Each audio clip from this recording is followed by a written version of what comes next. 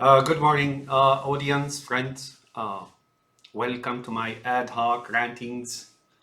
Uh, and this here today is to make a short video about what is going on in Ukraine. I keep repeating the same points with different approach and different explanation and different tack on the situation. Hopefully, I'm trying to bring to attention to the people in that region of what's really going on. First and foremost, and first of all, is Russia's military is nothing. You can clearly see that if Ukraine has put a stop to it with a minuscule number of weapons, or they're way underdog, right? And Russia exceeds them much and overwhelms them in military and hardware and so on. But Russia is nothing really. So if Ukraine was able to achieve such a feat, right? Feat, like feat in defeating the enemy, right, and causing its collapse, basically. What do you think the United States military will do? But that's not the point that I'm trying to make here right now in this video. The video, this one here, is for, say, I'm going to take a country in Europe, a certain country, and make it an example for the rest. So if I say I'm going to talk about Sweden now, then Sweden, what I'm about to say, Sweden, about Sweden and what they're doing and so on, is really a mold or an example for the rest of them. I'm talking about each and every country in Western Europe. So now that you heard the point about Russia being nothing, and you being a military power, Sweden, but you're not really a military power, meaningly, if, and that's like a colossal big fit, if, not that is going to happen, but guess what? There's always that 1 per trillion chance that Putin, because he's under the umbrella of Israel, which controls the governments or the establishments in the West, and the East and here and there, that has been in the work for a few hundred years, in the works for a few hundred years, and it's been achieved. What if Russia goes on your border, right? Comes to your border. First thing they will do is, of course, destroy your infrastructure, just like they did, say, in Ukraine, but they will focus on your airfields, right? And if they destroy your airfields, what do you think is going to happen? Your airplanes are going to be useless. This is similar to Japan at end of World War II. They had so many zero airplanes, but they don't have fuel, right? They don't have oil, they don't have fuel, so these airplanes couldn't take off. And guess what? It was all over, right? I mean, it wasn't all over for Japan, no, by no means, but it was really the nuclear bomb that really convinced them to stop. So that said, even though you're a manufacturer of, and I believe that your people will fight, but they're going to have to slug it out and the country will be destroyed and so on. Here's what I'm trying to say. If, and that big colossal if, and I don't believe it's going to happen, but that is not an excuse for you to formulate a policy or toward Ukraine and what's happening now. If they make it to your border, right? And then you're going to play that neutrality card again, that you're neutral country, blah, blah. It's not going to work anymore, folks. You in Sweden or elsewhere, such as, I don't know, whoever, like Baltic states, I don't know, Poland, I think, donated some manpads to Ukraine, and whoever you are, if you want to play the card of neutrality, that's no longer possible. What you did in World War I, perhaps in World War II, and it worked for you, it's not going to work again. Meaningly, Pustalenin is going to tell you this, that, oh, you're already in the war because you already gave Ukraine 5,000 anti-tank weapons, right? And you may say, oh, no, that was only in the media, right? But that doesn't matter because he's going to use it anyway. So now, if that big colossal if he's on your border, he doesn't need a ploy, basic and simple. He is one of those gigantic or very dependable, small but very dependable leg of that tripod of Israel. He's gonna have all the protection any despot, any psycho could get, and he will do what he will do, right? Israel is making sure that this happens in Europe. And the tripod, I told you before, it is Iran's regime, Russia's regime, and Chinese regime. So as you can see, folks, you have no longer an excuse. Now, if you say you were neutral, you can convince your people, the Swedes, that you were neutral, but they attacked. But not anymore. If you donated weapons to Ukraine, you're already in the fight. Meaningly, if and when the fight comes to your border, you're going to be attacked. You're going to be attacked regardless. But now you already have an iron in the fire. He is going to attack you. Basic and simple. And attack you means this, that the country, that Sweden, that was neutral in World War I and World War II and existed for thousands of years, is no longer going to exist as it is. As a matter of fact, I see something in the works called the final solution for those white Europeans, those Germanics, those Scandinavians, and those. There is something in the works for you guys, and that's not good. Sweden, it is now or never. Finland, it is now or never. Bulgaria, it's now or never. France, it's now or never. Denmark, it's now or never. Norway, it's now or never. Holland, it's now or never. Germany, it's now or never. Believe me, folks. Here is the history of communism. I'll give you a very short history of communism. And you can read all the books you want, 1,000 books of evidence, of names, of nuances, of directions, of trends, of you name it, you read it. But here's what it is. Communism is a Talmudic state, Talmudic notion, Talmudic movement that basically is based on totalitarianism, mass murder, torture, animalizing human, and you know that. I don't need to lecture you on that. You may come at me and say, oh, you're anti-Semitic. I'm not anti-Semitic, man. Some of me is Semitic. The main line of me, or the Y chromosome, is Semitic. But this is anti-Israeli, anti-certain notion, anti-certain idea, folks. And here's the history of communism. Communism, ever since its inception, there was that consolidation stage. The consolidation stage, then they expanded, and they were expanding and expanded, and they were expanded, and that was pretty darn bloody, whether it's in Russia or Central Asia or Cuba or Chinese regime or even Eastern Europe, right? And then comes World War II, and they expand toward Europe, right? But why did they stop where they stopped, like in East Germany, the Baltics, Finland, Bulgaria, Hungary, Romania, Serbia, you name it? Why did they stop there? Guys, they were all over this place. Where is it you don't see that? Because there was West, which was still independent under JFK and before him, which stood up, and communism realized this was not going to be ugly. It was going to be bloody on their behalf, not the Soviets, but they're the elite and that establishment of communism. In Moscow, they realized, and above them, Israel, of course, they realized they're going to have a problem if a war breaks out. That's why they stopped from moving on to Sweden and West Germany and Holland and Spain and basic and simple. That's what stopped them then. That's the second stage. When there was what's called Détente, right? Détente between them and the West, right? And that's why Western Europe survived that invasion.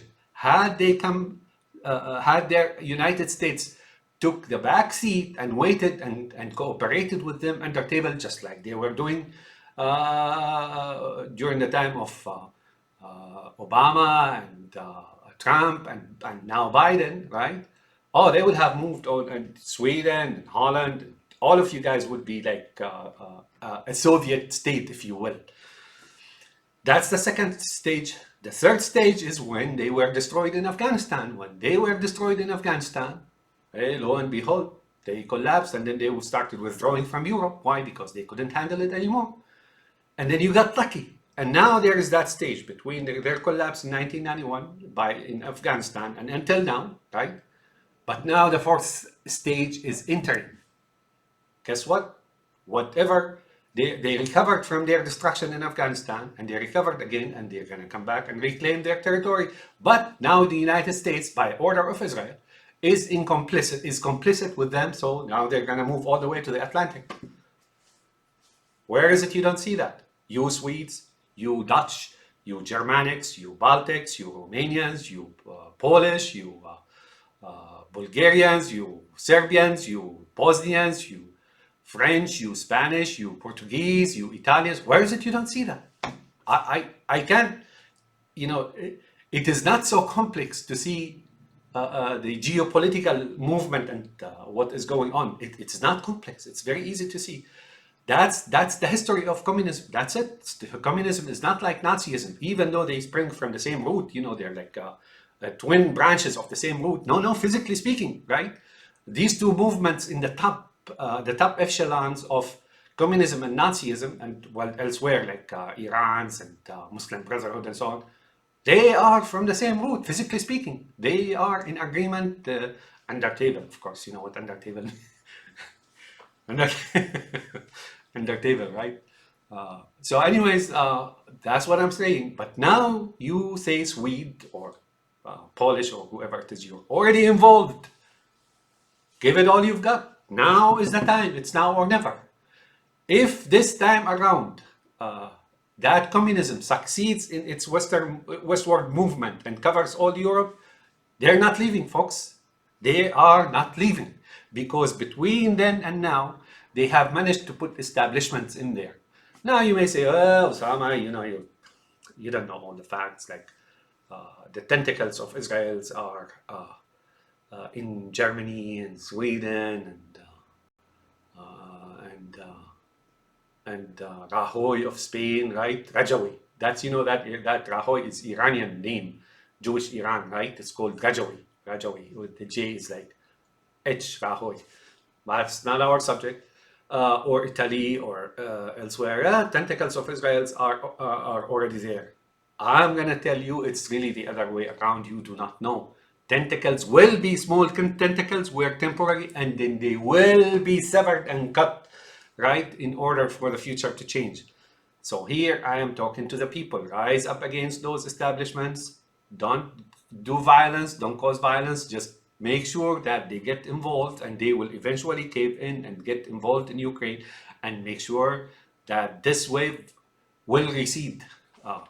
So that's point number 2, the history. And before that, about the country. Now, point number 3.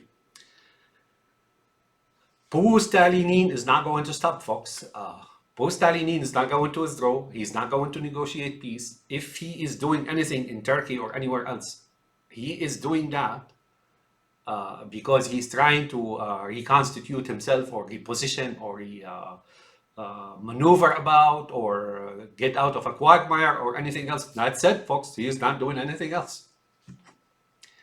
Neither will he do anything else. Now, I want to bring something up that I brought up to you yesterday. If the situation was reversed and say the Ukrainians were in a bind, right? That Russians had scored successes and so on, but they didn't.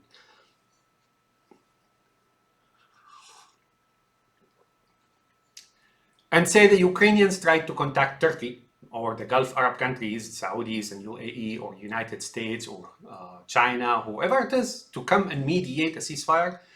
Those countries which are meddling on behalf of Pustalenin now will not even answer your call.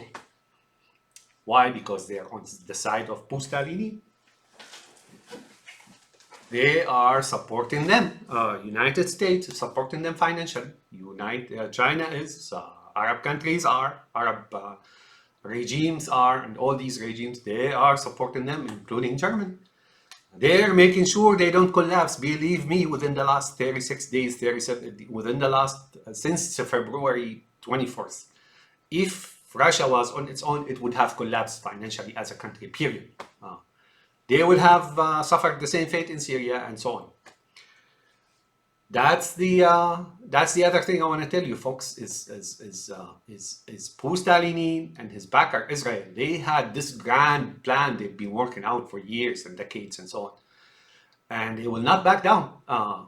They only understand first. That's it. They don't understand anything else. It's that simple, folks. There's nothing else to consider. There's only one thing that will do you good.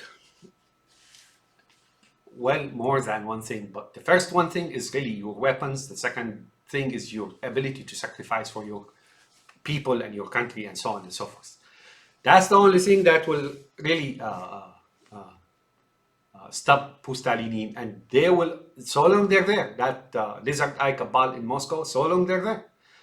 And so long there's Israel, they will always be there, similar to the regime in Syria. Because Israel will bring the entire world into destruction before they allow for Pustalenin to be destroyed, right? Or exit power, like vacate the seat of power. It's that simple, folks. That's what's going on. So you always have to be hyper vigilant. You always have to be ready to fight. You always have to. Sometimes you have to go on the attack, as a matter of fact, on the offensive. So that's that. Now, point number 4. Case in point is this: Swedes, Germanics, Baltics, whoever you are, you can't stand back anymore. You have to fight full fight. You can't just piecemeal it or half-hearted jobs or send like few anti-tank weapons and, like kind of, saying here, if this drill sergeant, calls your name, say, stand up, say here and here. That's what you're doing. That's all. You're kind of registering, like they say back in Arabic, they say, registering presence, that's all he's doing here is registering presence. That's all. Nothing else, otherwise, useless. My advice to you is, this is it now. Ukraine, what happened in Ukraine got you a chance to really make sure this menace that is coming from the east doesn't come. This is it, folks. This is it in Ukraine. Last point, number 5. Now, I'm going to repeat that. It is now or never, folks. If Ukraine falters, the rest of Europe will falter. It'll be painful and it'll take a long time. And you discover that Putin's is not there, Pustalenin is not there to rescue or liberate Ukrainians. He's there to kill them unless they submit like animals to him and his Israel, right? Now, here's the deal for you. If you Germanics, if you Ukrainians, if you Swedes went to Syria and Iran and killed any members of the Syrian regime or Iran's regime or Shiites, right? Pustalenin will come and kill your people instead. Why am I saying this? Is because now he professes to be like Muscovite, Russian white, and no, folks, you have it all wrong. He looks at you, Germanics and Scandinavians, just like he looks at those Sunnis of Syria and Iraq and Afghanistan and here and there and Chechnya. For him, it's either you become animal and submit or you will be destroyed, and he will have no mercy upon you. And those people that he's protecting in Iran and Syria and now in Chechnya, that Kadyrov of his, right, which is a minority really of Shiites in Chechnya, right? Now they're fighting for him, right? If you come and hurt them, he will come at you, because that Pustalenin and the lizard eye cabal of Moscow doesn't belong to you Europeans, not in religion, not in race, not in language, not in history, not in country, not in continent, not in land, not in nature, not in color, not in anything. He belongs with those ayatollahs, those rabbi ayatollahs of Iran, and the Assads of Syria and the Northern Alliance of Afghanistan, which helped him kill, helped his country, his communist, not his country, murder 2 million before even ISIS existed or Qaeda existed or Mujahideen existed, in Afghanistan. When they entered, they were systematic about murdering people. Now you may say, these are Muslims, you didn't care about them. Well, how about you Christians? Supposedly he's just like you, right? Look what he's doing to you in Mariupol. Believe me, if he goes to Sweden, that's that big colossal if, and you resist, Sweden, Stockholm will look like Mariupol in no time at all. Just hear me out. If you're Germany, and they did that in Berlin, right? in the last century. What did they do in Germany? Oh, you ought to read that guy, Ilya Ehrenberg, right? What he said about Germany and what to do with Germans. He was like instructing the Soviet troops of what to do with Germany. The ugliest thing I've ever read in my life. It's horrifying. It makes you weep on the inside, you know, like, and regardless what it is. So that's where you are, guys. You have no choice. This is now or never. This is now or never. You Swede, you Scandinavian, you Finnish, you Bulgarian, you Romanian, you Greek, you whoever you are. Now you may say, well, what about Greek? You know, they're Orthodox Christians just like him, just like Serbia, right? Oh, you have you have no idea, people. You will come to see. You will come to see that if he comes into your country, he will blood purge you out of those elements that are really national or feel liberty or constitute whatever establishment, whether it's the official or non-official in the country. He will come to purge you, blood purge you. That Pustalenin, you do not know his belonging. He is a serf. He is a brother of Netanyahu, and that's that Netanyahu of Israel. He works by his mentality. He and Ovadia Yusuf, and that is the guy who died. That's who he is, basic and simple. Now, the last point. This has been 21 minutes so far. Okay. The last point is this. There is some good news. They will not make it there, folks, because every inch of Europe will and shall be contested, right? And now they know this is not going to be the case. I'm not the only one. I said that before, but I'm not the only one who's saying that now. A lot of people are in the high ranking generals and so on saying that he's not going to win the war. You know, it's that simple. So, folks, people, friends, thank you for watching my ad hoc rantings. And you, as establishment in Sweden or elsewhere, it is now the time to send like whole heart, you know, like assist Ukraine from the heart, you know, soldiers, weapons, whatever it is. Now, don't trust that Zelensky and others, you know, these comedians were supposed to withdraw and run, right?